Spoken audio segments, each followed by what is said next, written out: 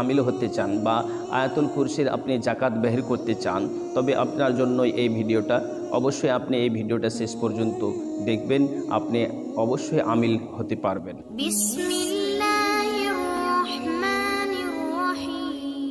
আসসালাতু আসসালামু আলাইকা রাসূলুল্লাহ, আসসালাতু আসসালামু আলাইকা হাবিবাল্লাহ। প্রিয় নাজরিন, আমার ভাই বন্ধুরা, আপনারা যেখান থেকে আমার এই ভিডিওটা দেখতেছেন, আপনাদেরকে অসংখ্য অসংখ্য ধন্যবাদ। তাই আপনাদের কাছে আমি নিয়ে এসেছি আয়াতুল কুরসিকে। এই আয়াতুল কুরসি অনেক মানুষ নামাজের পরে পাঠ করে থাকে।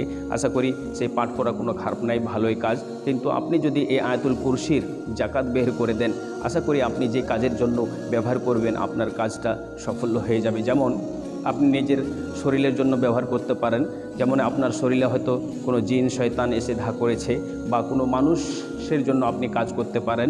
ওই মানুষকে যদি এক গ্লাস পানিতে ফু মেরে ওই পানিটা পান করতে দিবেন, আশা করি সেই জিন শয়তান তার শরীরে থাকতে পারে না। প্লাস আপনি যদি এই আয়াতুল কুরসিকে তাসাউফের নজরে রেখে দিয়ে হয়তো দূরের মানুষকে আপনি যদি ফুঁকতে চান, আপনি নিজের মাথাতে নিয়ে এসে আপনি সে ফুঁকতে পারবেন। আশা করি আপনার এই কাজ দেবে। আয়াতুল কুরসিটা পড়লে আপনার কোনো খারাপ নাই। আর এই আয়াতুল কুরসি আপনাকে কখন পড়তে হবে? এশার নামাজ পড়লেন, এশার নামাজ পড়ার পরে, এশার নামাজ ফরজ নামাজ পড়ার পর 2 রাকাত সুন্নত পড়বেন। 2 রাকাত সুন্নত পড়ার পর 2 রাকাত নফল পড়ে আপনি বসে যাবেন।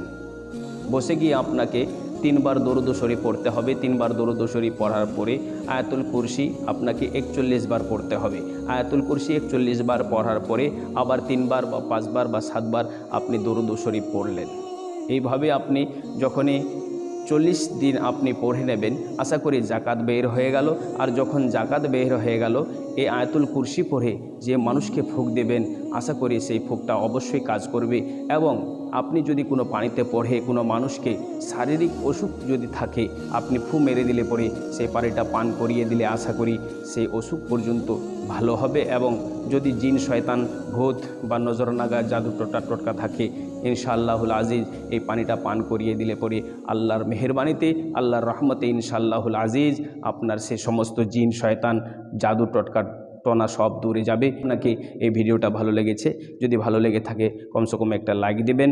এবং যদি নতুন ভিউয়ার্স হয়ে থাকেন, আমার চ্যানেলটাকে সাবস্ক্রাইব করে পাশে থাকা বেল আইকনটা বাজিয়ে দেবেন, অল নোটিফিকেশানটা চালু রাখবেন, নিত্য নতুন ভিডিও অবশ্যই পেয়ে যাবেন। খোদা হাফিজ, ফি আমানিল্লাহ। আসসালামু আলাইকুম ওয়া রাহমাতুল্লাহি ওয়া বারাকাতুহু।